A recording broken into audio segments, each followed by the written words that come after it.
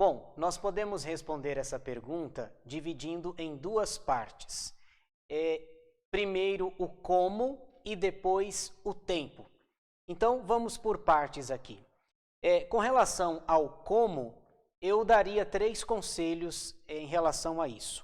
O primeiro, orando ao Senhor. Nós devemos orar, clamar, buscar a vontade de Deus para que Deus nos ajude, nos abençoe e esclareça aquilo que é bom para a nossa vida.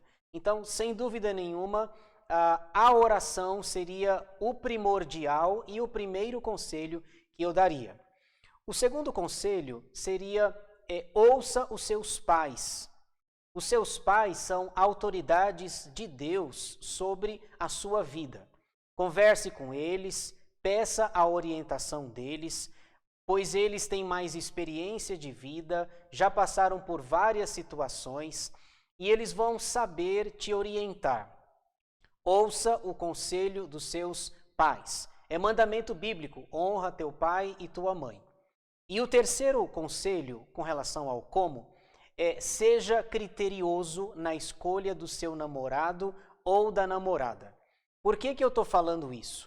Porque às vezes o jovem, no afã ou no desejo de arrumar uma namorada, ele acaba passando por cima de alguns princípios, de alguns critérios e acaba arrumando uma namorada não tão boa para a vida dele.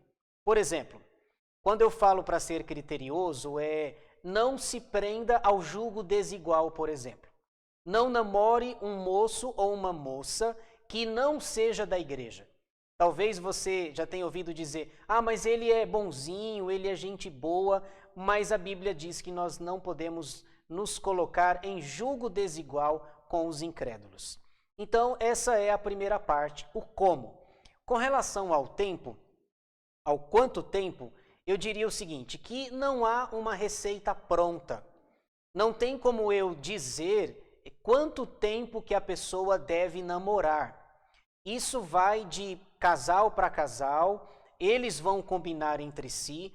Com relação ao tempo, o que eu poderia dizer é o seguinte, namore para casar, não namore para enrolar, para acabar enrolando a moça ou o rapaz. Namore com o propósito de casar. O namoro é uma experiência, um ensaio para o casamento. Então, eu diria isso em relação ao tempo. Não há uma receita, mas você pode namorar, estabeleça parâmetros para esse namoro, um deles namore para casar. O que a Bíblia diz? Eu quero ler um versículo que ilustra muito bem essa questão. Provérbios 19:14 diz assim, a casa e os bens vêm como herança dos pais, mas do Senhor a esposa prudente. Mas do Senhor a esposa prudente. É isso que eu tinha para dizer nessa resposta, o como e o tempo. É isso.